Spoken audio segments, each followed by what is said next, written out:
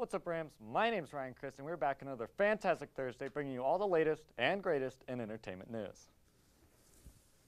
Roller derby, a sport that I thought died in the 90s, is apparently still alive today in Fort Collins and across the United States. The Fort Collins team, known as the FOCO Brew Crew, has made its home for the roller derby at a certain rink on the edges of town known as Sweet Child O' Mine. This event center has been holding them for 5 years now, but due to financial reasons, they must close their doors to the team. This part of the event center also holds hockey clubs and volleyball, but will be now converted into a new climbing gym. The manager of the event center said it's sad that he has to close his doors to these groups and that he is only doing it because they don't draw big enough crowds. If you do want to catch one last roller derby bout at this event center, make sure to go to 218 Smoky Street in Fort Collins on April 24th at 7 p.m. Last week, I talked about the Coloradans March Madness Food Edition here in Fort Collins. And with March coming to a close, we have a winner. The winner for Best Burger in Fort Collins is Nick's Italians. After narrowing down 80 different options and counting over 15,000 votes, somehow the Italian place won. Nick Doy, the manager of Nick's Italians, commented on this fact to the Colorado, saying it's surprising to win, being that we are an Italian restaurant. But it's not surprising because so many people tell me how much they love our burgers. The runners-up for the March Madness bracket was DC Oaks Burger Bar, followed by Stuff's and Big Al. Now my only question is to the runners-up. How did an Italian place beat you? Like, I just don't get it. So next time you're looking for a good burger, I guess you should go to Nick's Italian. The Fort Collins community members were thinking with their heads as they created awareness.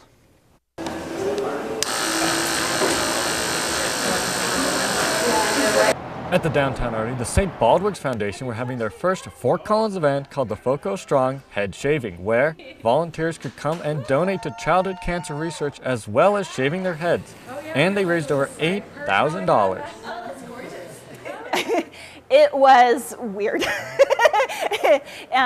So my hair was all up in different ponytails, and then having the middle one shaved immediately, and then being handed the ponytails was just a surreal experience. And then the first time I ran my hand over my head, I was like, what is going on? I have never felt this before. Oh my gosh. Along with raising money, volunteers with long hair could put it in ponytails so it could be turned into wigs for children with hair loss. Some of the participants did this out of the kindness of their hearts, while others had a much more personal connection. I'll be honest, I think it's kind of in vogue right now.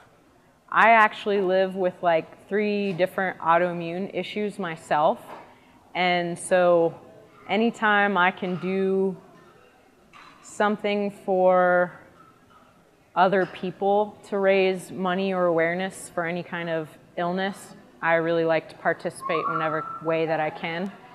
And in this case, you know, I don't have the ability to be financially helpful, but I do have the ability to do something like shave my head and raise money, so. I'm gonna have to put sunscreen on. But at the end of the day, everyone was there to create awareness. So we shave our heads not just to raise that money, but also to show solidarity for all of those people who may not have wanted to lose their hair, but we're here to show them that not only are they beautiful, they're strong, and you know, the more of us are out there, and we're there for everybody.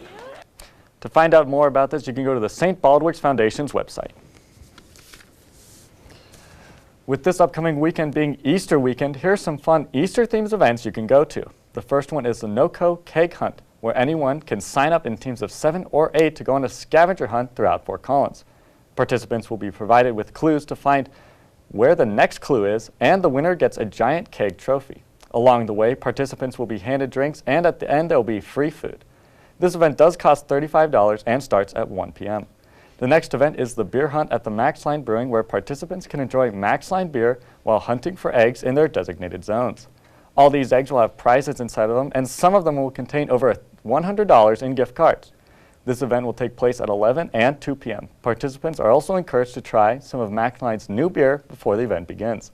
Lastly, if you want a more traditional Easter Sunday, then the Moot House will be having an Easter brunch with ham carving stations, roast beef, salmon, and all of your Easter favorites. This brunch will be served all day at the Moot House, and the Moot House is one of many places that are having this unique Fort Collins brunch. For a list, go ahead to www.visitfortcollins.com/Fort Collins Easter Events 2018. Disneyland in California is getting an upgrade with the release of new Marvel Infinity Wars next month. Disney has announced a Marvel-themed park to be added to Disneyland California. This new park will replace the current Bug Life Park that's located next to the Guardians of the Galaxy attraction. The main theme of this park will be Marvel superheroes, but specifically Spider-Man. The other Disneylands in Paris and Hong Kong will get similar updates, just with different main themes. These new parks are already under construction and plan to be released in 2020. Hopefully, though, these rides won't be all the same, just with different heroes like their movies.